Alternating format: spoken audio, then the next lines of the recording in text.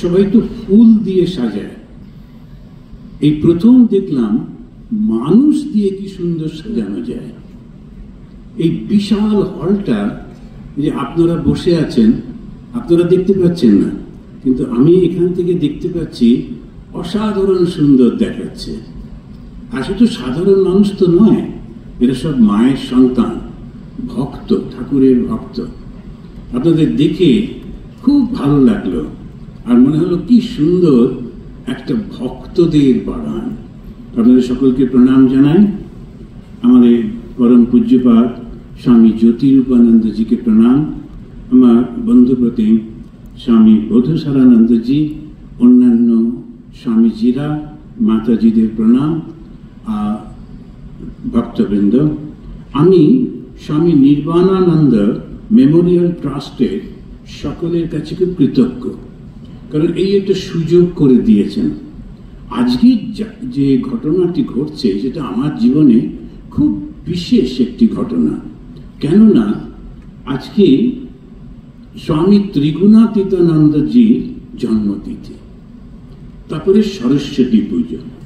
একজন ব্রহ্মজ্ঞানী মহাপুরুষের স্মরণে পবিত্র বেলুর মঠে আমাদের মা শারদামণি দেবীর জ্ঞানদায়িনী রূপ নিয়ে আলোচনা, এতগুলো একসঙ্গে হচ্ছে।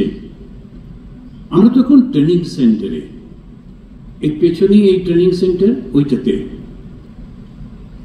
অনেক সময় ট্রেনিং সেন্টারের ব্রহ্মচারীদের থেকে নিয়ে যাওয়া হতো কাউকে কাউকে মহারাজকে সেবা করবার জন্যে। শ্রীমৎ স্বামী নির্বাণানন্দজি, তারপরে সবাই খুব আদর করে ডাকতেন সূর্যি মহারাজ, বলতে খুব ভালো লাগতো। সূর্যি মহারাজকে সেবা করতে আমার ঠিক পাশের ঘরে আমাদের একজন বন্ধু ছিলেন, ও মহারাজের শিষ্য, ও যেত ওর কাছে সেবা করতে, ওর কাছেই শোনা।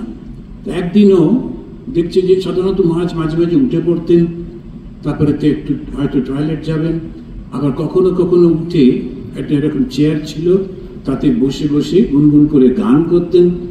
তখন আবার বুঝিয়ে সুঝিয়ে বিছানায় নিয়ে গিয়ে শোয়াতে হতো। তো ও এরকম দেওয়ালে যে বসে আছে, দেখছে যে মহারাজ উঠলেন, ও বললেন যে বাথরুমে যাবেন। তো উনি কথা না বলে নেমে এসে ওই চেয়ারে বসলেন, বসে গান করছেন, তোরা পারে যাবি কে, এটা হয়তো পুরোনো দিনের গান আছে, তোরা পারে যাবি কে, এই গানটি সূর্যি মহারাজ করছেন। আর ও দেওয়ালে পিঠ দিয়ে বসে আছে। খানিকক্ষণ পরে ওর দিকে তাকিয়ে বলছেন, এই তুই পারে যাবি? ও তখন বলছে, মহারাজ আমি তো আপনার চরণে পড়ে আছি, তো আপনি যদি পার করে দেন। মহারাজ খুব একটা কথাটাকে জিজ্ঞেস করেই চুপ করে অন্যদিকে তাকিয়ে, তারপরেই খুব বড় বড় চোখ করে ওকে বলছে, জানিস ওই যে ওই দিকে গম্ভীরানন্দজি আছে, ওনা পারে গেছে, পারে পৌঁছে গেছে। গম্ভীরানন্দজি তখন এই ট্রাস্টি বিল্ডিং এর এটাতে থাকতেন, তো তখন ওইটাকে উল্লেখ করে উনি বলছেন। তো এই ব্রহ্মজ্ঞানী যারা অন্যের আধ্যাত্মিক অবস্থাটাকেও পরিষ্কার বুঝতে পারেন, তখন আমাদের বন্ধুটি বলছে, আমি ওনাকে শুইয়ে দিয়ে বলছি, মহারাজ আমাকে পারে নিয়ে যাবেন তো? মহারাজ উত্তর দিচ্ছেন না। তখন ওর ভেতরে ভেতরে একটু রাগও হয়েছে, বলছি শুধু বাথরুমে নিয়ে যাওয়ার সময় আমি, আর পারে যাওয়ার সময় অন্য। উনি কথাটা মনে মনে ভাবছে, উনি পাশ ফিরে শুয়ে বললেন, মাকে ধরে থাকো, মাকে ধরলেই সব হবে, মা না চাইলে কিচ্ছু হবে না। তা এই যে মাকে ধরে থাকার শিক্ষা, এটা আমরা সবার কাছ থেকে পাই। আমাদের আজকে স্বামী তিথি পুজো আমাদের ত্রিগুণাতীতানন্দজি তিনি প্রথম হিন্দু মন্দির তৈরি করলেন আমাদের আমেরিকাতে। যখন করেছিলেন অসাধারণ, এখনো সেই মন্দিরটা খুব সুন্দর।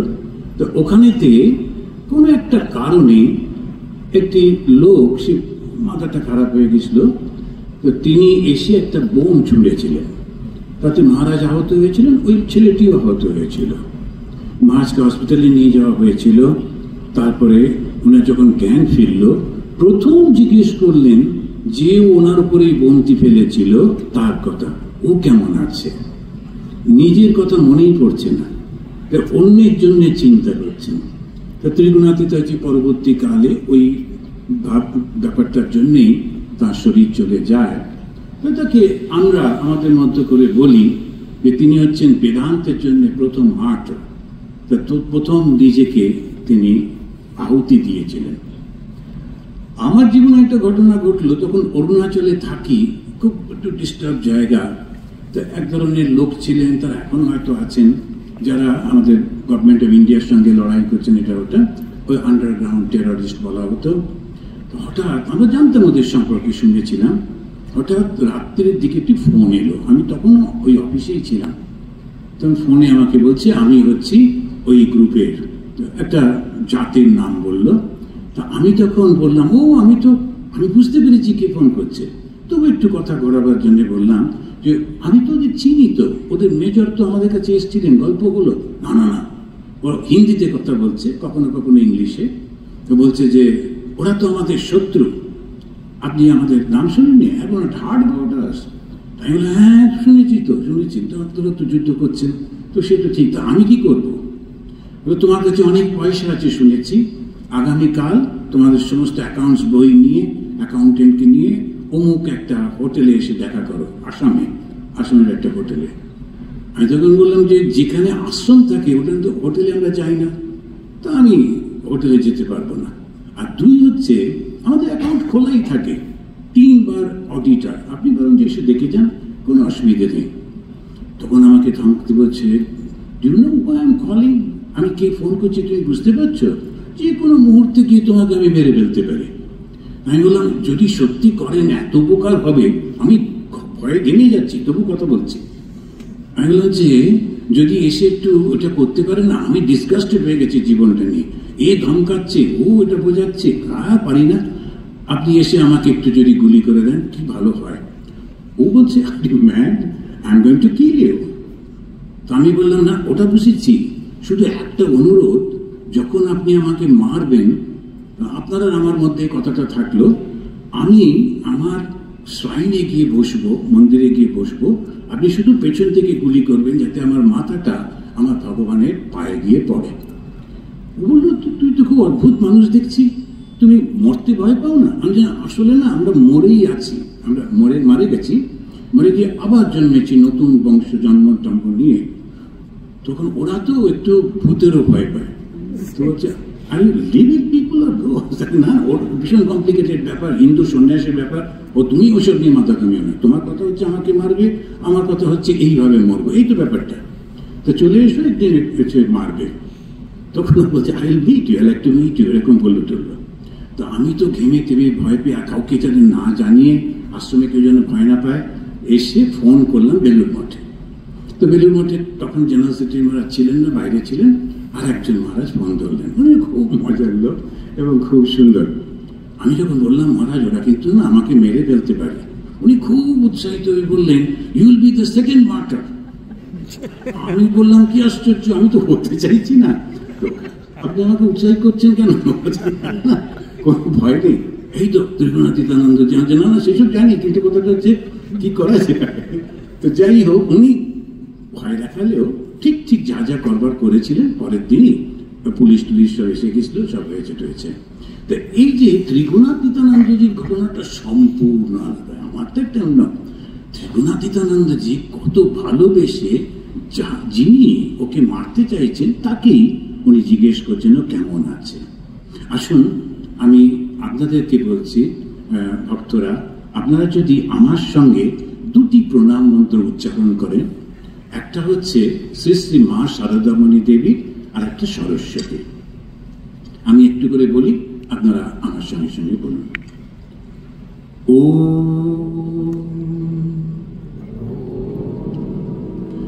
যথাগ্নে দাহিকা শক্তি রাম কৃষ্ণে স্থিতা হিয়া সর্ববিদ্যা स्वरूपां तां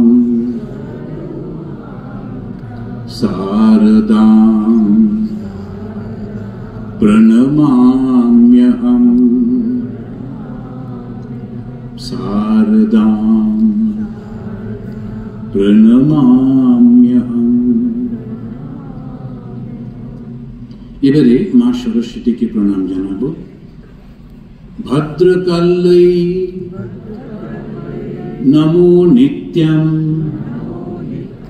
সরস্বত্যৈ নমো নমঃ। বেদ বেদাঙ্গ বেদান্ত বিদ্যাস্থানেভ্য এবচ। এই মন্ত্রটি বললেই তখন একটা ঘটনা মনে পড়ে। উনি যখন ইন্ট্রোডাকশন করছিলেন, প্রথমেই এই সরস্বতীর প্রণাম মন্ত্র বলছিলেন, তখন মনে পড়ে একটা ছোট্ট ছেলে, তার থেকে একটু বড় দিদির সঙ্গে সরস্বতী পুজোতে এই প্রণাম করছে। তারা পুরোহিত মশাই বলছেন, ওরাও বলছে, ভোগ দেওয়া হয়েছে সুন্দর কুলগুলো, কুল, তারপরে আরো অন্যান্য। ওই ছেলেটির দৃষ্টি কুলগুলোর প্রতি। প্রথমেই খাবার ইচ্ছা ছিল, কিন্তু মায়ের একটা বড় শাড়ি কোনো রকমের শরীরে জড়িয়ে ছোট্ট দিদিটি তখন মা হয়ে গেছে, আর সে তাকে বোঝাচ্ছে না, কুল খেতে নেই, এখন কুলটা প্রথমে মাকে দিতে হবে, তারপরে পুজো হয়ে গেলে তখন কুল খাবো আমরা। তো সে ওই ছেলেটি কুলটার দিকে নজরে করে যা পুরোহিত মশাই বলছে বলে যাচ্ছে। এরপরে যখন হয়ে গেল, তারপরে একটু হইচই হলো, এদিক ওদিক করে প্রসাদের যখন ঠোঙাটা হাতে এলো, ও দেখছে কুলটাই নেই। তখন তো ছেলেটি খুব প্রায় চোখে জল, খুব রেগে গিয়ে বলছে, পুরোহিত মশাই খেয়ে নিয়েছে। তখন ওই ছোট্ট দিদিটি ওই মায়ের ভঙ্গিতে ফিস ফিস করে বলছে, পুরোহিত মশাই কি দাঁত আছে, ও খাবে কি করে? পুরোহিত মশাই খেতে পারেনি, কেন দেখা গেল হ্যাঁ সত্যি সামনের দিকে দাঁত নেই, তাহলে খাইনি, তাহলে কি খেলো? তখন ও বলছে, কোথায় মা সরস্বতী খেয়ে নিয়েছে। কেননা উনি তো কুল খেতে ভালোবাসেন। এরপরে কি হবে জানো? এরপরে তুমি আমি আর পরীক্ষায় ফেল করবো না, কারণ মা আমাদের উপর খুব খুশি, আমাদের দেওয়া ভোগটা উনি নিয়েছেন। তো সেই পাশ করার একটা উৎসাহে আছে, যাকে যাক তার মা খেয়েছেন, পাশও করে যাব, এই করতে করতে ছেলেটি বড় হয়ে গেল। আর তার সেই ছোট্ট দিদিটি তখন একদিন বাঁশবাগানের মাথার উপর ওই চাঁদের কাছে চলে গেল। এইরকম একটা সময় হঠাৎ ছেলেটি একটা বই পড়তে গিয়ে দেখলো শ্রী শ্রী ঠাকুর তিনি বলছেন যে ওই যে শ্রীরামকৃষ্ণদেব গোলাপ মাকে বলছেন শ্রীমা সারদা দেবীকে নির্দেশ করে ও সরস্বতী জ্ঞান দিতে এসেছে। সরস শব্দের অর্থ হচ্ছে জল বা বাণী, আর বতী হচ্ছে যেটা ধারণ করে। তো যে জল ধারণ করে তিনি সরস্বতী বা নদী, আর যিনি জ্ঞান ধারণ করে থাকেন তিনি হচ্ছেন সরস্বতী।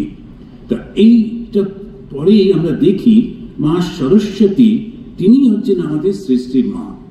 তখন মনে আচ্ছা, সেটা খুব ভালো হলো, তাহলে মাই তাহলে আমাদের পাশ করিয়ে দেয়, মা আমাদের সমস্ত দেখাশোনা করবেন। কিন্তু পরে আবার শুনছি ঠাকুর একজনকে বলছেন, ওগো তুমি তীর্থ দর্শন করতে যাচ্ছ, ওকে বলে যেও। ওকে মানে হচ্ছে মা শারদামণি দেবীকে, তাহলে তীর্থ দর্শনের সমস্ত ফল তুমি পাবে। তাহলে মা এমনি যেমন জগতের জ্ঞান দেন, আবার সঙ্গে সঙ্গে আধ্যাত্মিক জ্ঞানও দেন। তাই তো বলা হচ্ছে যে তিনি হচ্ছেন সর্ববিদ্যা স্বরূপিণী। সমস্ত বিদ্যা, দু রকমের বিদ্যা আছে, একটা জাগতিক বিদ্যা আর একটা আধ্যাত্মিক বিদ্যা। নিজে আত্মাকে জানা, নিজেকে জানা, ওটাই শ্রেষ্ঠ বিদ্যা। তাতে কি হয়, তখন আর কোনো দুঃখ থাকে না। কেন দুঃখ থাকে না? কেন কোনো চাওয়া পাওয়াই থাকে না। দুঃখটা আসে চাওয়া পাওয়া থেকে, তো সেই জন্য শ্রেষ্ঠ জ্ঞান হচ্ছে ওইটি। অথচ এই যে সরস্বতী প্রণাম মন্ত্র বলতে গিয়ে ভদ্রকালী বললাম, ভদ্রকাল্যই, তো ভদ্রকালী তো দুর্গা, সরস্বতী তো জ্ঞান দেয়নি, তিনি বিনা টিনা বাজান, যুদ্ধ করবেন কি করে? মা দুর্গা তো যুদ্ধ করেন, মা দুর্গা তো ভীষণ শক্তি তার মধ্যে, তাহলে কি করে সরস্বতীর মধ্যে ভদ্রকালীকে বলা হলো? আবার শুধু তাই না, স্বামী বিবেকানন্দ তিনি মা শারদামণিকে দেবীকে উদ্দেশ্য করে বলছেন জ্যান্ত দুর্গা। তা তিনি যদি দুর্গাই হবেন, তাহলে সরস্বতীর সঙ্গে কি করে সম্পর্কিত হলো? জানেন এই দুর্গা নামটা কি করে এলো? দুর্গা নামটা এলো দুর্গম বলে একজন দৈত্যকে, দানবকে মা শাসন করেছিলেন। এই দুর্গম করেছিলটা কি? দুর্গম যেমন সমস্ত টাইরেন্ট রাজারা করে, নিষ্ঠুর যারা, তারা প্রথম কি করে? শিক্ষাটা বন্ধ করে দেয়। তারা বলবে যে না না, তোমাদের ওসব ইংরেজি টিংরেজি শিখতে হবে না, কোনো অঙ্ক টঙ্ক শিখতে হবে না, বাস যেমন আছো তেমন থাকো, আমরা খাইয়ে। জ্ঞানটা বন্ধ করে দেয়। জ্ঞানটাই হচ্ছে মানুষের আসল। যখন জ্ঞান থাকে না, মানুষ আস্তে আস্তে দুর্বল হয়ে পড়ে। এই দুর্গম সে বেদকে লুকিয়ে রেখেছিল। আমাদের তো এরকম ভাবে একটু বলা হয়, বেদ মানে জ্ঞান, তাকে লুকিয়ে রেখেছিল, মানে সবার কাছে দেবে না। তখন যখন সবাই গিয়ে শিবকে অনুরোধ করলেন, শিব তার শক্তিকে বললেন, তখন মা গিয়ে তাকে শাস্তি দিলেন দুর্গমকে। তারপর থেকে তার নাম হলো দুর্গা। এই মা দুর্গাও কিন্তু জ্ঞানদায়িনী, কেননা আবার তিনি জ্ঞানটিকে সবার মধ্যে দিয়েছিলেন। এটার পরে আর একটা সমস্যা আসছে। শ্রী শ্রী মাকে ঠাকুর বলছেন যে ও তুমি হচ্ছে কালী। যখন মা জিজ্ঞেস করেছিলেন যে আমাকে তোমার কি মনে হয়, তখন বলেছিলেন ওই যে মন্দিরে আছেন দক্ষিণেশ্বরে, তুমি সে। তো শ্রী শ্রী মা কালী। আবার তাই শুধু নয়, শিবুদা বলে একজন ছিলেন, ছোট ছেলে, কিন্তু ওই যখন আমাদের দেশে তো মেয়েরা যখন যাচ্ছে, একটা সময় এসেছিল যখন মেয়েরা সবাইকে একটু গার্ড দিতে হতো, ওরা যেত সঙ্গে একজন পুরুষ চায়। তো শিবুদা পুরুষ মানে একটা বাচ্চা ছেলে, কিন্তু তথাপি পুরুষ শরীর বলে ওর একটা বেশ অহংকার ছিল। মেয়েরা তো একা একা যেতে পারবে না, মা তখন ওর শিবুদাকে নিয়েই যেতেন। আর সেই সুযোগ নিয়ে শিবুদা জিজ্ঞেস করছেন, লোকে যে বলে কালী, তুমি কি কালী? বারবার জিজ্ঞেস করছেন। মা বলছেন তো কি দরকার, না না বললে আমি আর যাবো না, এই তো এসে গেছো, যাও। শিবুদা জানে মা একা যেতে পারবে না। আমাদের দেশে মেয়েরা 3 জন আসছেন একসঙ্গে, বলেন মহারাজ আমরা একলা একলা এলাম। তো 3 জন কি করে একলা হয়? তো তবুও ওই একটা কিছু ওরা মনে করে। তো মাও সেই অনুযায়ী, তখন মা নিজেও স্বীকার করেছিলেন যে আমি কালী। শুধু তাই না, স্বামীজি থেকে শুরু করে সব গুরু ভাইরা মাকে কালী বলেই দেখেছিলেন, এবং ঠাকুরও বলছেন মা কালী। এইবার একটা গোলমাল, কালী কি করে সরস্বতী হয়? আমেরিকাতে প্রচুর হিন্দু মন্দির আছে, প্রায় 200টার মতো হিন্দু মন্দির 100 বছরের মধ্যে। স্বামী বিবেকানন্দ গেলেন, তার 100 বছরের মধ্যে আমেরিকাতে 200টা হিন্দু মন্দির, ছোট ছোট না, বিশাল বিশাল মন্দির। তো এই যে হিন্দু মন্দির বলা হয় কেন? সব দেবদেবীরা একসঙ্গে থাকেন হিন্দু মন্দিরে। কালী মূর্তি নেই। আমি বিভিন্ন মন্দিরে গেছি, তো গিয়ে ঘুরে টুরে জিজ্ঞেস করলাম, আচ্ছা কালী মূর্তি নেই কেন? তখন বললাম মহারাজ কালী মূর্তি রাখলে, ওরা একটু দক্ষিণ ভারতের লোক, তারা বললেন কালী মূর্তি রাখলে এখানে ভয় পাবে। মা কালীকে সবাই খুব ভয় পায়। এমনকি আমাদের এখানেও মা কালী পুজোটাকে একদম মেনে নিতে পারতেন না কেউ। সেই কারণেই ঠাকুর পরিবারও বিবেকানন্দের সঙ্গে বা শ্রীরামকৃষ্ণদেবকে ঠিক সেইভাবে মেনে নিতে পারলেন না। ভুল ধারণা। ভগবান শ্রীরামকৃষ্ণ সবার চোখের সামনে মা কালীকেই পুজো করলেন, করে তিনি শক্তির উন্মেষ করলেন। এই শক্তিটা কি? বুদ্ধি। বুদ্ধিটাই হচ্ছে শক্তি।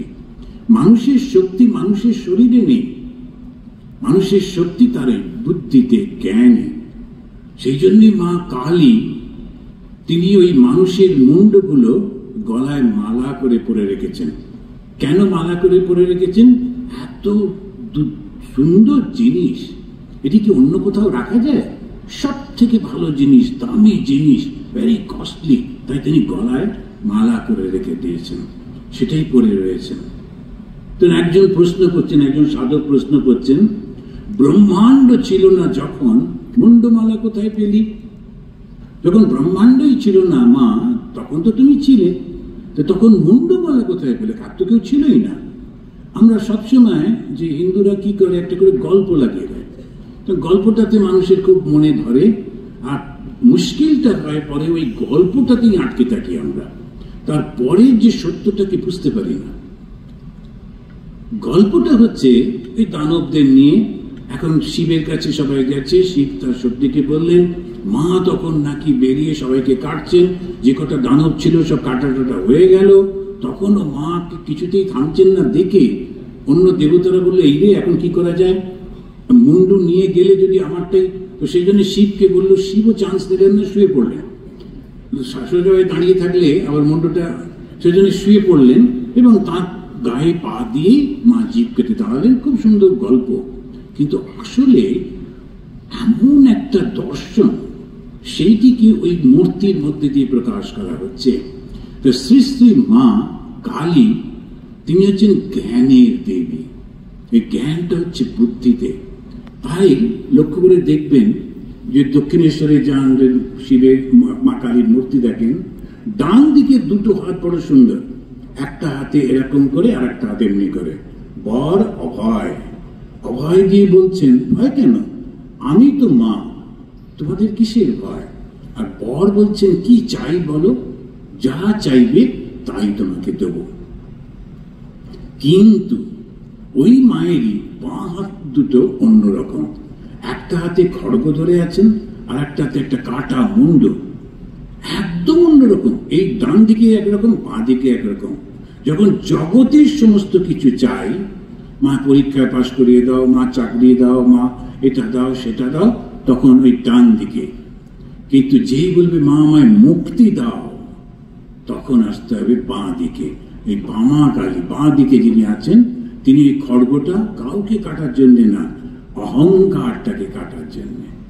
যে মুন্ডটা ধরে আছেন, ওর নিচে একটা শেয়াল বসে আছে, ওই শেয়ালটা, পশুটি চাইছে ওইটি, তখন যেন মা বলছেন, এটা তোমার জন্য না, এই জ্ঞান পশুর জন্য না, শুধু মানুষের। ভেবে দেখুন কি সুন্দর।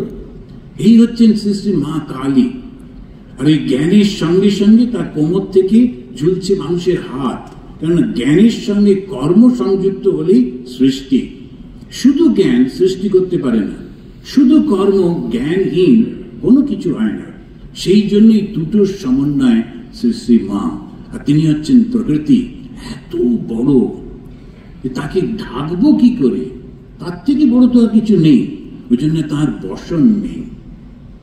আর এই মা কালীকে ভগবান শ্রীরামকৃষ্ণ পুজো করছেন, যাতে জ্ঞানের উন্মেষ হয়।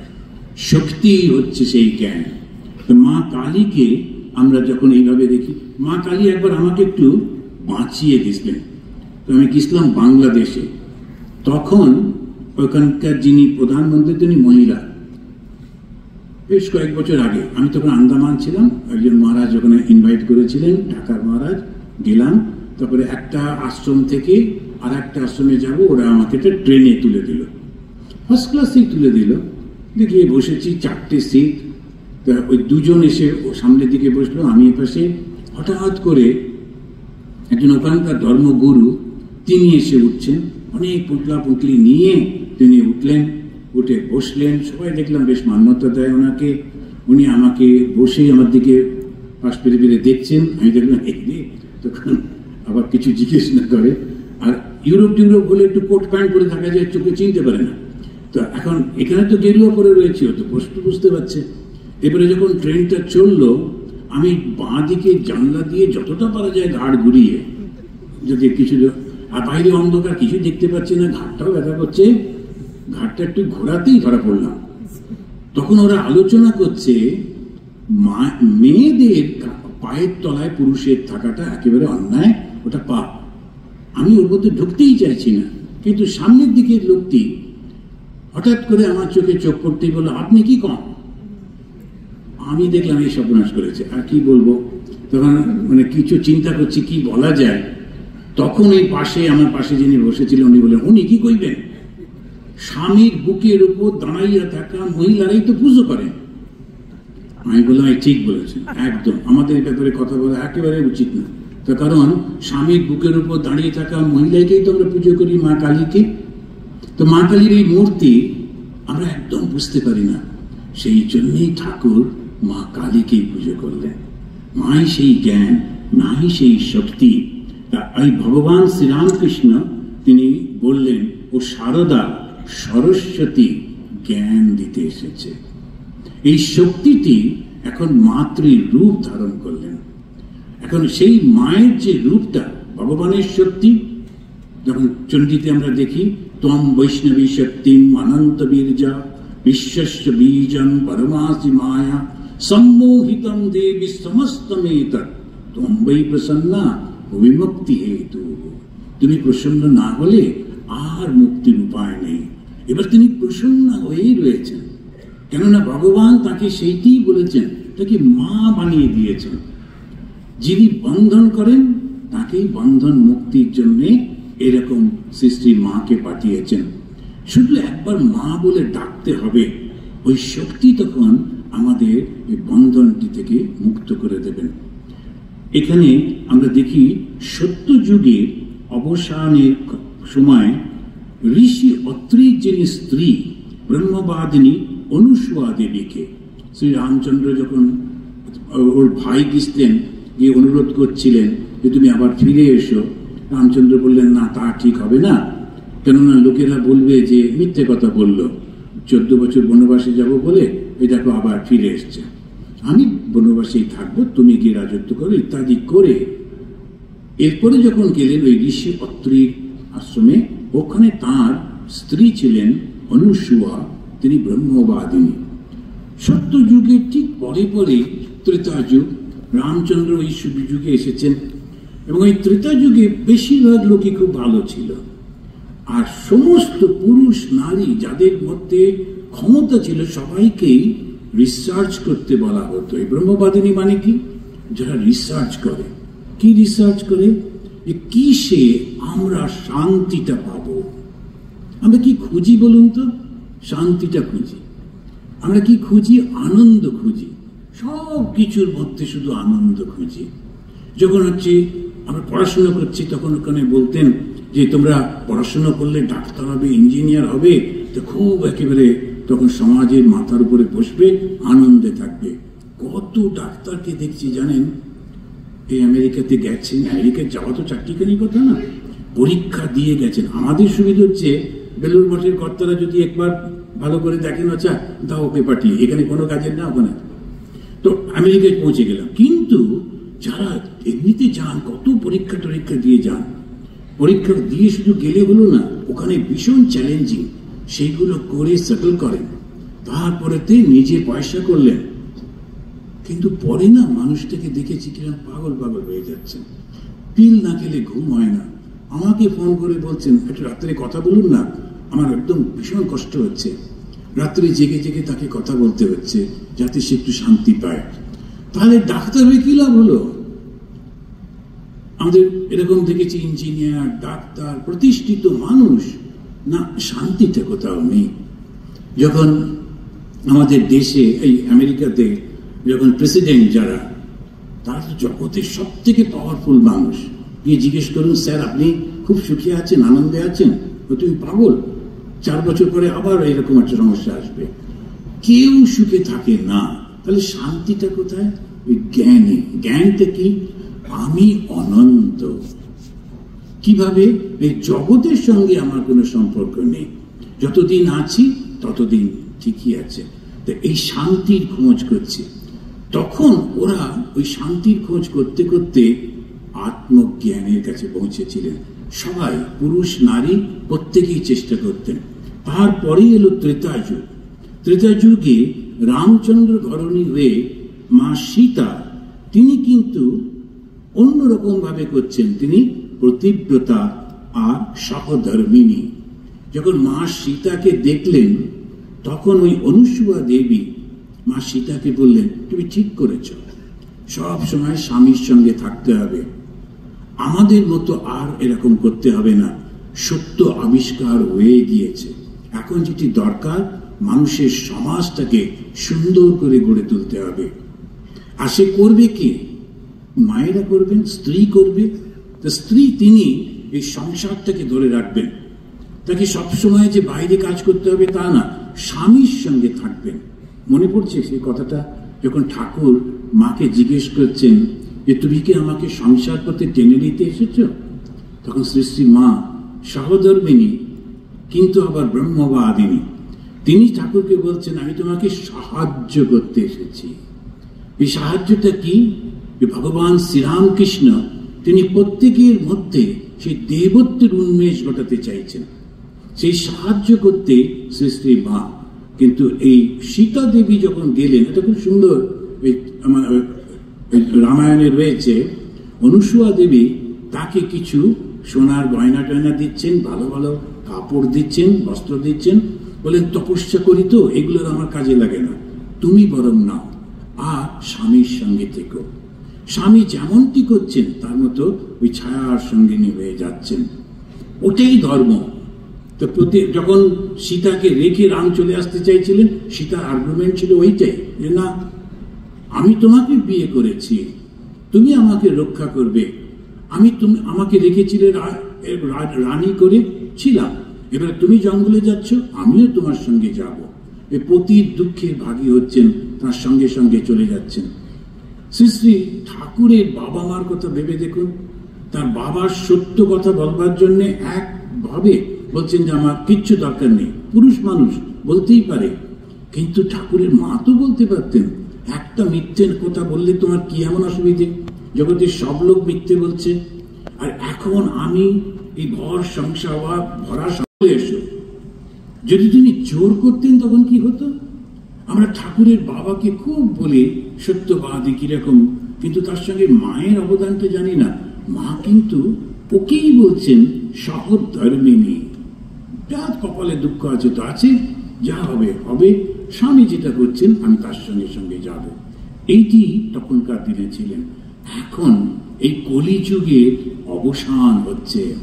এখন অবশ্য ভাগবত অনুযায়ী কলির মধ্যযুগে এসছে, কিন্তু স্বামী বিবেকানন্দ বলেছেন শ্রীরামকৃষ্ণের আবির্ভাব থেকেই সত্য যুগের সূচনা হয়ে গিয়েছে। এই সত্য যুগের সূচনাতে শ্রী শ্রী মা এসছেন, তিনি দুটো শক্তি দেখাচ্ছেন, একটা হচ্ছে সহধর্মিনী, আবার সঙ্গে সঙ্গে ব্রহ্মবাদিনী।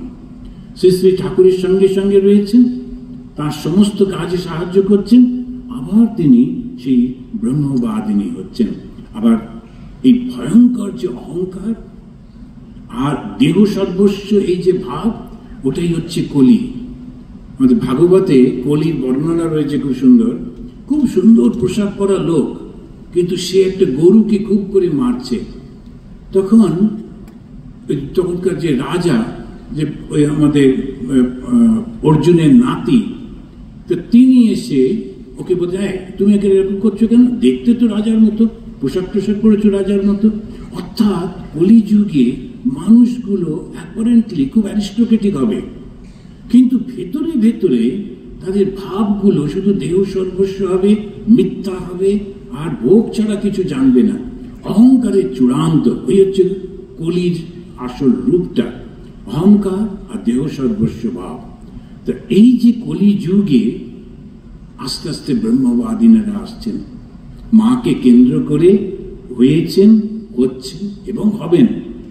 আপনারা শুনলে খুব ভালো লাগবে আপনাদের, আমেরিকায় আমাদের দুটি কনভেন্ট আছে, আর দুটি হচ্ছে সান ফ্রান্সিসকোতে একটি, আর একটা হলিউডে।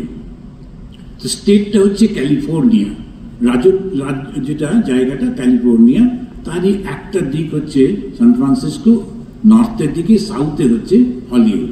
এই দুটোতেই কনভেন্ট আছে। আর এই দুটো কনভেন্টে ভেরি রিসেন্টলি ওদের ওখানে দুজন, এদের এখানে দুজন পিএইচডি করা মহিলারা জয়েন করেছেন, মেয়েরা। আর ওই ক্যালিফোর্নিয়া যে দুজন, তারা ভারতীয়, ওখানে পিএইচডি শেষ করে ওখানেতে জয়েন করছেন। হলিউডে একজন আমেরিকান মেয়ে আর একটি বাঙালি মেয়ে, সে ওরকম ভাবে পিএইচডি শেষ করে জয়েন করছে। ওদের ত্যাগ দেখলে অবাক লাগে। আমরা যখন গেছিলাম দেখছিলাম, আর মনে মনে ভাবছিলাম কিরকম ভাবে কথাগুলো খেতে যাচ্ছে। এরা সব ব্রহ্মবাদিনী, এরা ধ্যান করছে, পুজো করছে, পাঠ করছে, প্রার্থনা করছে, আবার সেই ব্রহ্ম জ্ঞানটাকে নিয়ে আসছে ফেরত। এই দেহে মায়া, এ হচ্ছে দেহাত্ম বুদ্ধি, শেষে এটাকেও কাটাতে হবে। শ্রী শ্রী মা শারদামণি দেবী তিনি বলছেন, উপদেশ দিচ্ছেন, দেহেতে যে মায়াটা, এই দেহাত্ম বুদ্ধি, শেষে এটাকেও কাটাতে হবে। একজন ভদ্রমহিলা এসেছিলেন, বয়স প্রায় 92 বা 95 এরকম। বলছেন, মহারাজ আশীর্বাদ করুন যেন আবার সুস্থ হয়ে সবকিছু করতে পারি সংসারে। আমি বললাম যে অবশ্য আমার কাছে আশীর্বাদ করবার ক্ষমতা নেই, কিন্তু প্রার্থনা করব। তারপরে একটু আপনিও ভেবেচিন্তে দেখুন যে 95 পর্যন্ত যত যা হয়েছে হয়েছে, আর কি লাগবে? তো এখন এতটা শরীরে আটকে থাকে, কিছুতেই ছাড়তে ইচ্ছে করে না। এটা খুব সুন্দর মজার গল্প আছে, সাধুরা কথায় কথায় বলেন। একজন বয়স্কা মহিলা, খুবই গরিব, ওই কাঠ কাটেন, মাথায় করে করে নিয়ে এসে বিক্রি করেন, আর রোজ যমরাজকে গালি দেন। এই যমরাজটার চোখ অন্ধ হয়ে গেছে জমের, কত লোক মারা যাচ্ছে চারপাশে, আমাকে দেখতে পায় না, আমি এই এত বয়সে একা একা কেটে কেটে মরছি।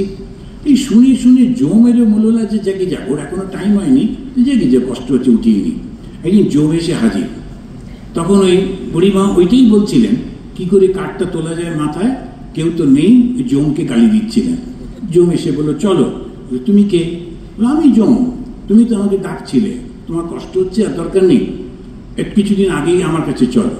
তখন বলছে, আমি মোটেই যাব না। কেন যাব? আমি তোমাকে ডাকছিলাম কাঠের বোঝাটা মাথায় তুলে নিতে। কেউ মরতে চায় না।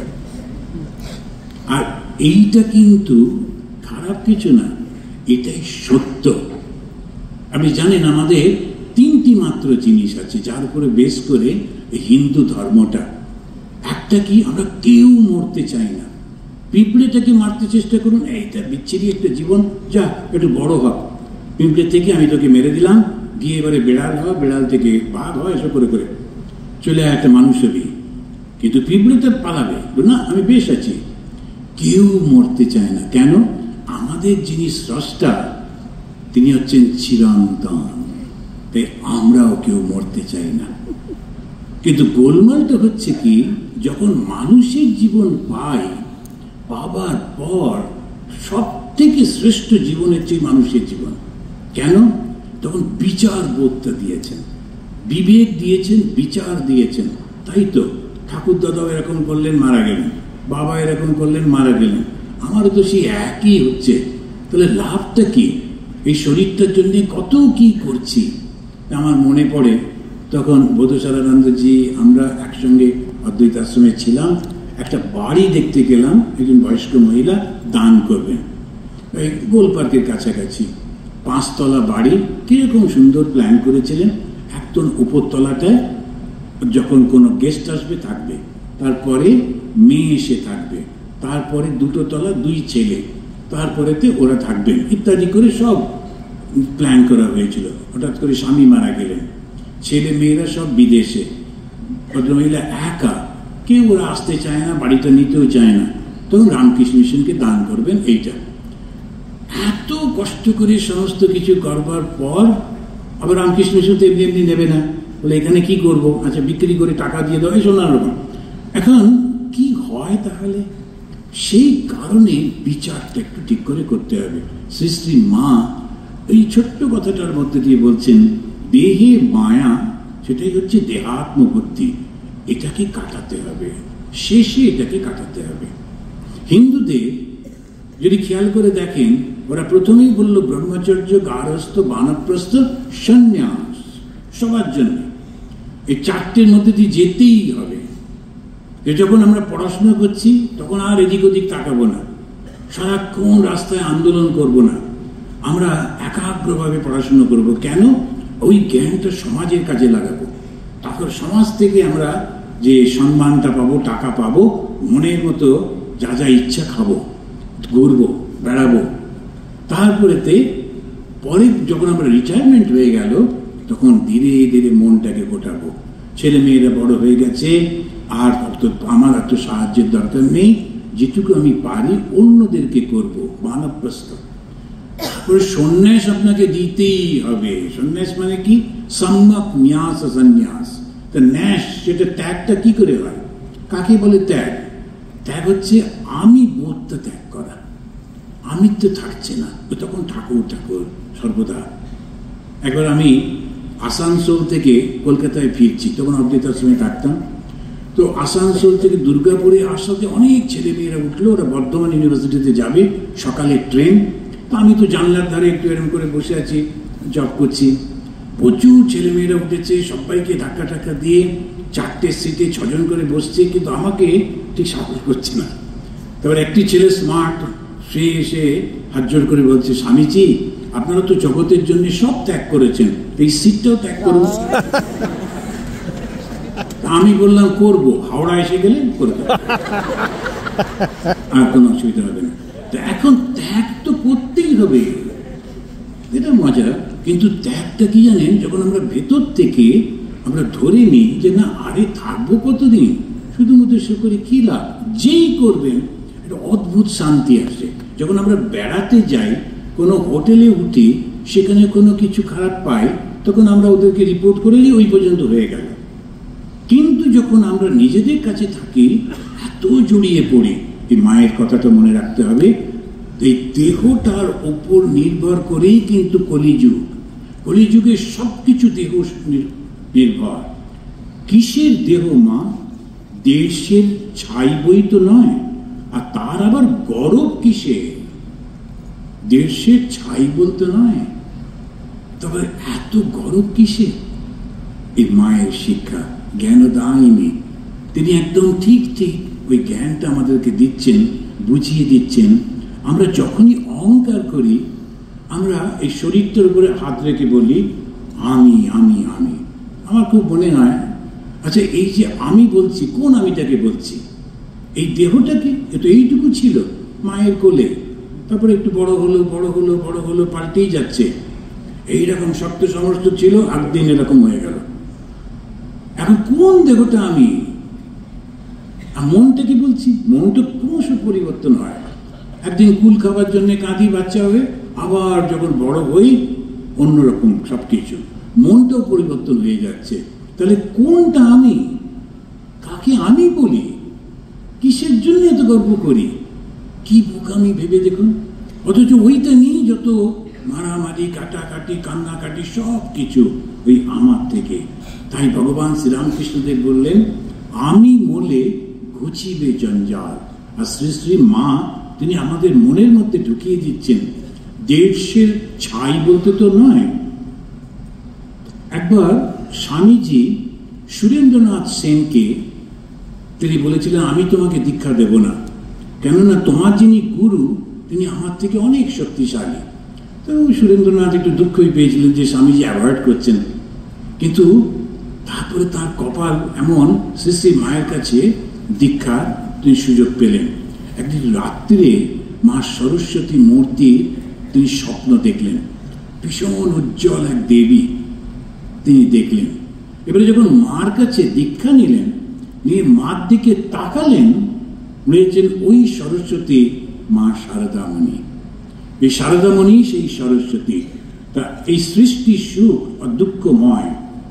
শ্রী শ্রী মা বলছেন, দেখুন কিরকম, তাকে তো কেউ শেখায়নি, বইও পড়তে দিত না, আর ওই গ্রামের মেয়ে, কিন্তু কিরকম ওই জ্ঞানটা আসছেন ব্রহ্মবাদিনী, ভেতর থেকে সেই জ্ঞান। যখন আমাদেরকে বেদান্তে বলছে সত্যে অনৃতে মিথুনি কৃত্বে, এই জগৎটা কি না, সত্য আর মিথ্যাটাকে মিশিয়ে দেওয়া হয়েছে, দিয়ে সৃষ্টি করা হয়েছে। শ্রী শ্রী মা বলছেন, সৃষ্টি সুখ আর দুঃখময়, চিরদিন কেউ সুখী থাকবে না। এটা শুনলে খুব ভয় লাগে। এক জায়গাটা খুব খুশি আছে, সুখে আছে, খুব একদম মনে করছে চিরদিন থাকবো, তা কিন্তু না। চিরদিন কেউ সুখী থাকবে না। সব জন্ম কারো দুঃখে কাটে না। যেমন কর্ম তেমন ফল, যেমন কর্ম তেমন ফল। যারা সুখে থাকে তারা মনে করে চিরদিন থাকবে, তারপরেরটাও থাকবে, তারপরেরটাও না, তার কোনো শুরু নেই। সেজন্য কর্মটাকে ঠিক করতে হবে। আর কর্মটা কিরকম? আমরা শারীরিকভাবে কিছু করি না, চুরি করি না, কারোর সঙ্গে মারামারি করি না, কিন্তু মনে মনে খুব নিন্দা করি, সুযোগ পেলেই নিন্দা করি। আর যদি একজন বলছিল আমি ব্যস্ত আছি, আমার সঙ্গে কথা বলা যাবে না, তখন বললো না তা নয়, আসলে কি হয়েছিল, ও আপনার সম্পর্কে যাকে যাকে আপনি ব্যস্ত পরে হবে। ও বলবে না না না, সে কি কথা, আপনার সঙ্গে কথা বলবো, ব্যস্ততা কোথায়, বলুন কি বলেছিল। যেই একটুখানি নিন্দা টিন্দা ব্যাপার হবে, সঙ্গে সঙ্গে ভীষণ খুশি হই আমরা। একটি ছেলে আমাকে ফোন করেছিল যে স্বামীজি এবারে আমাদের পুরো পাড়া মিলে আমরা শিবরাত্রি করেছি, সবাই একসঙ্গে জেগেছিলাম। এগুলো বাহ, খুব ভালো, তো কি করে করলে? বললো এক রাত্রে 4টে সিনেমা দেখেছি, পুরো পাড়ার লোক একসঙ্গে করে 4টে সিনেমা দেখেছে। জেগে থাকাটাই কিন্তু শিবরাত্রি রাত উপোস নয়, শিবকে স্মরণ করা। আমরা এই যে কর্মগুলো করি, ধর্মগুলো করি, বুঝতে পারি না যদি আমি কারোর সম্পর্কে মিথ্যা নিন্দা প্রচার করছি, তখন কিন্তু কর্মফল। আজকাল একটা ভীষণ হয়েছে, ওইসব নানা রকমের ঘটনাগুলো আমাদের কাছে আসছে, আমিও উত্তেজিত হয়ে সেটা আমার বন্ধুদেরকে পাঠিয়ে দিলাম, হয়তো সেটা মিথ্যা, ওই কর্মফলে জড়িয়ে গেল। সেই জন্য খুব সাবধানে করতে হবে। তাহলে কিসে আমরা কর্ম করি? একটা হচ্ছে বাক্য দিয়ে কর্ম করি, এমনভাবে কথা বলি মানুষটার মন ভেঙে যায়, এমন অপমান করে করে কথা বলি, ওইটা খারাপ কর্ম, অথচ হাতে পায়ে কিছু করছি না। তা একটা হচ্ছে বাচিক, আর একটা মানসিক আর শারীরিক কর্ম। তো শারীরিক কর্মটা আমরা মোস্টলি ভালো থাকি, কিছু করি না, কিন্তু মানসিক এবং বাচিক এই দুটোর দিকে খুব করে নজর দিতে হবে, যাতে কোনো দিন এই মুখ দিয়ে একটাও খারাপ কথা কারোর সম্পর্কে না বেরোয়। কেন না, ওই কর্মফলটাকে মানতেই হবে। শ্রী শ্রী মায়ের অসাধারণ বাস্তব বুদ্ধি ছিল। একবার যাকে আমরা বলি গোপালের মা অগরমণী দেবী, তিনি ঠাকুরের সঙ্গে কলকাতায় গেছিলেন, এবং কলকাতাতে তিনি একজন বড় লোকের বাড়ি, যে ঠাকুরের যে শিষ্য ছিলেন বাগবাজারে, তার কাছে গেলেন। তো সেখানেতে ওরা অনেক কিছু জিনিস, যেহেতু বয়স্ক মহিলা ব্রাহ্মণ, তো ওকে অনেক কিছু সব বেঁধে ছেঁধে দিয়েছে। যাওয়ার সময় কিছু ছিল না, নৌকো করে গেছেন, আর ঠাকুরও খুব গল্প করতে করতে গেছেন। আসার সময় দেখছেন এতগুলো পুটলি পোটলা নিয়ে ওই মহিলা উঠছেন, এবার ঠাকুর খুব বিরক্ত, একদম নিতে চাইতেন না। ঠাকুর ওর দিকে পেছন ফিরে বসে আছেন, কথা বলছেন না। আর ঠাকুর রেগে গেলে খুব ভয়ঙ্কর, তার সঙ্গে কথাও বলা যেত না যখন তুমি বিরক্ত। তো স্বাভাবিকভাবে উনি ভাবছেন তাহলে এগুলো কি ফেলে দেবো জলে, আবার ভাবছেন বড় লোক, ওরা দিয়েছে, জানতে পারলে ওদের অপমান হবে, কি করি। গোপাল বিরক্ত হচ্ছে, এদিকে আমি বা কি করি। তিনি ওইটাকে নিয়ে এসে প্রথম দক্ষিণেশ্বরে নেমে মার কাছে গেলেন। মা শুনেই সঙ্গে সঙ্গে বললেন না না, ফেলে দেবে কেন, উনি কি জানেন, ঠাকুর সম্পর্কে বলছেন। এমন ঠাকুর সত্যিকারে, আমি তাই ভাবি, ওই নরেন এসছে রুটি বানাও, ও এসছে এই করো বলে বলে একটা করে হাত পাড়তেন। একটু দুঃখ লাগে জানেন, ওই যখন দেখি ঠাকুর আর মায়ের ঘরটার মাঝখানে একটা মন্দির হয়ে গেছে, ওটা না করলেই হতো। কারণ ওইটা একটা খুব অদ্ভুত কমিউনিকেশন ঠাকুর আর মায়ের মধ্যে। বারান্দায় এসে ঠাকুর একটু জোরে জোরে বলছেন, মার সঙ্গে সঙ্গে ব্যবস্থা করছেন। কোথা থেকে ব্যবস্থা করতেন কে জানে, তো জিনিসপত্র কিনতে হয়, টাকা পয়সা, কিন্তু অসাধারণভাবে করতেন। মা তখন বললেন এতে তোমার কত সুবিধে হবে, কারোর কাছে চাইতে হবে না, 1 মাস তুমি নিশ্চিন্ত মনে তপস্যা করতে পারবে, ঠাকুরকে ডাকতে পারবে, ঠিক আছে নিয়ে যাও। এত বাস্তব বুদ্ধি। আবার সেই মা যখন এই মারোয়ারি টাকা দিতে এসেছে ঠাকুরকে দেবেন, ঠাকুর নিলেন না, কিন্তু সঙ্গে সঙ্গে আবার একটু তিনি মাকে পরীক্ষা করবার জন্য দেখি ও নেয় কিনা, জন্য পাঠিয়ে দিলেন মার কাছে। মা বললেন আমার নেওয়া মানে তোমার জন্যই নেওয়া, ও টাকা নেওয়া যাবে না। এই সাধারণ জ্ঞান ছিল অসাধারণ। লক্ষ্মীনারায়ণ মারোয়ারির কাছ থেকে নিলেন না। পানিহাটি যখন উৎসবে সবাই যাচ্ছে, ভেবে দেখুন 18, 20, 21 বছর বয়সে সেই মেয়ে ঘর ছেড়ে এসেছেন স্বামীর কাছে, কোনো জায়গায় বেড়ানো যায় না, বেড়াতে চান না, কিরকম ভাবে আছেন। তো তিনি যখন শুনলেন সবাই যাচ্ছে, সবাই এসে বললেন মা চলো, তুমি বললেন ঠাকুর চান কিনা। ওরা গেল, এসে ঠাকুরকে বলতে বলে ওর যদি ইচ্ছা হয় চলুক। এবার কথাটার মধ্যে কিরকম ভাবে ওর যদি ইচ্ছা হয়, এবারে ওরা এসে উৎসাহিত হয়ে বলছেন মা ঠাকুর পারমিশন দিয়েছেন চলো, কিন্তু উনি কি বলেছেন, তোমার যদি ইচ্ছা হয়ে যাবে। মা গেলেন না, কেন? ঠাকুরের ইচ্ছা নেই। এই আন্ডারস্ট্যান্ডিংটা আমাদের সংসারটাকে সুন্দর করে রাখে। আর এইটা আসে যখন মনটা পবিত্র থাকে, যখন আমরা বুঝতে পারি কোনটা সত্য, কোনটা করা উচিত। শ্রী শ্রী মা আর ঠাকুর এই প্রথমবার তারা স্বামী স্ত্রী হিসেবে জগতে ত্যাগ দেখাচ্ছেন। কি অদ্ভুত আন্ডারস্ট্যান্ডিং একে অন্যকে। আবার ওই মাই যখন রামকৃষ্ণগত প্রাণ তন্নাম শ্রবণ প্রিয়া, কিন্তু মাই আবার ঠাকুরের কথা শুনছেন না। একজন বয়স্ক মহিলা আসতেন মার কাছে বসে বসে, খুব বড় বড় চুল, তখনকার রোদ্দুর ছাড়া উপায় ছিল না। দুপুর বেলায় সবাই যখন চলে যেত বাইরে বসে একটু রোদ পোহাতেন, চুল শুকাতেন, ওই মহিলা এসে এসে গল্প করতেন। ঠাকুর একটু লক্ষ্য করলেন, আর ওই মহিলার নামে একটু বদনামি ছিল অল্প বয়সে। তো ঠাকুর এসে মাকে রক্ষা করবার জন্য বললেন ওর নামে বদনাম ছিল, ওর সঙ্গে মিশো না, ওকে আর কথা বলো না। মা চুপ করে, আবার পরের দিন দেখছেন বসে বসে আছে। ঠাকুর বারণ করলেন সেকেন্ড টাইম, তারপরেও মা শুনলেন না। পরেই বলছেন ও কিন্তু এখন হরি কথা বলে, এখন আর খারাপ কথা চিন্তা করে না। এখন যদি আমরাই হাত বাড়িয়ে না দিই তাহলে ওরা উঠবে কি করে? এই হচ্ছেন শ্রী শ্রী মা। ভগবান শ্রীরামকৃষ্ণ বলা সত্ত্বেও নিজের সত্যটা ঠিক রেখেছেন। ঠাকুর দ্বিতীয়বার আর একটা কথাও বলেননি। এই আন্ডারস্ট্যান্ডিংটাও কিন্তু জ্ঞান। যদি সংসারগুলো ভেঙে ভেঙে যায় তাহলে জগতে যে সমস্ত সন্তান আসবে তারা খুব ভয়ঙ্কর হবে। কেননা তারা বাবা মাকে শ্রদ্ধা করতে পারবে না। পেপারে দেখেছেন কিরম কিরম সব ঘটনা বেরোয়, নানান রকমের। সে একজন মহিলাকে খুন করে ফেললো, ছেলে গিয়ে খুন করছে কেন না, ও আমার মায়ের জায়গায় এসে যাচ্ছে, বাবা আসক্ত হয়ে গেছেন। এইসব ঘটনা ঘটছে কেন? কেননা ধর্মটা আমরা হারিয়ে ফেলেছি। শ্রী শ্রী মাকে ঠাকুরকে আমরা যে শুধু যখন বেলুড় মঠে লক্ষ লক্ষ লোক আসছেন আর এই পেছন দিকে বাড়িটা ভর্তি প্রসাদও খাচ্ছেন, তার ফলে এফেক্টটা কোথায় হচ্ছে? সমাজের মধ্যে আসছে না কেন? এত দুঃখ কোত্থেকে আসছে? এত লক্ষ লক্ষ আমাদের সমস্ত শিষ্যরা রয়েছেন, কেন ঠাকুর মাকে বুঝতে পারছেন না? সে বুঝতে গেলে কি হবে? আমার কর্তব্যটা কি একদম নিশ্চিন্তভাবে করতে হবে। অন্য কি কি করছে না করছে তার যদি কোনো দরকার নেই, আমি আমার কর্তব্যটা সঠিকভাবে করব, ওই যে বোঝার জন্যে।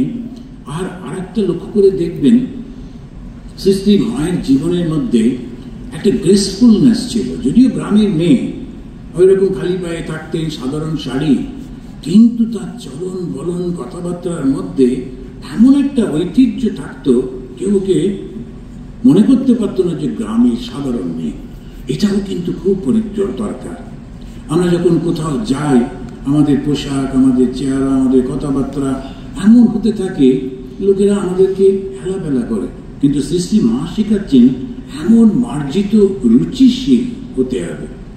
এমনভাবে কি দাঁড়াচ্ছেন, এমনভাবে কথা বলছেন, এমনভাবে হাসছেন, তা যদি না হয় তখন অপমানটা আমাদের হতে হবে। তো শিক্ষা আমরা কি নিচ্ছি? আমরা সুখী হব। কেমন করে সুখী হব? আমরা আমাদেরকে পরিবর্তন করতে হবে।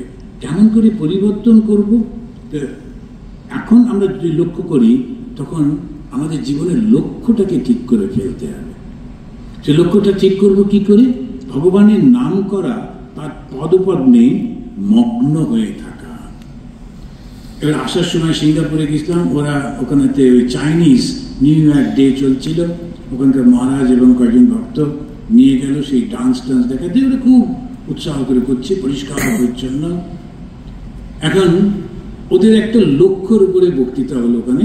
আমাদের রেজলিউশন, আমরা প্রত্যেক বছর একটা রেজলিউশন নিতে হয়, তো আমরা একটা লক্ষ্য ঠিক করতে হবে। জানেন, আজকে এই যে আমরা সমবেত হয়েছি, এই এত মানুষ এই বেলুড় মঠের পবিত্র ভূমিতে, যেখানে ব্রহ্মজ্ঞানীরা থাকেন, সেখান থেকে একটা রেজলিউশন নিতে হবে।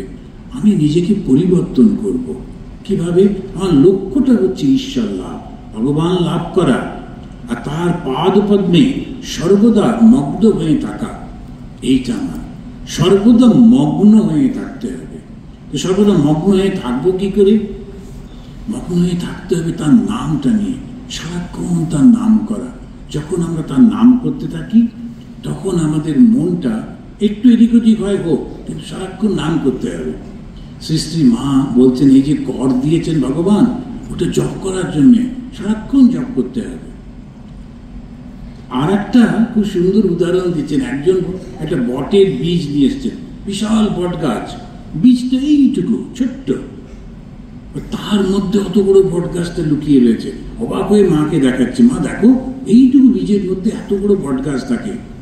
সঙ্গে সঙ্গে শ্রী মা বলছেন তাই তো, তা হবে না, এই দেখো না ভগবানের নামের বীজ কতটুকু, তা থেকেই কালে ভাব, ভক্তি, প্রেম এসব কিছু হয়। এই যে ছোট্ট নামটা, ভগবানের নামটা, এটা করতে করতে মনটা পবিত্র হয়ে যায়। কি করে বুঝবো পবিত্র হচ্ছে?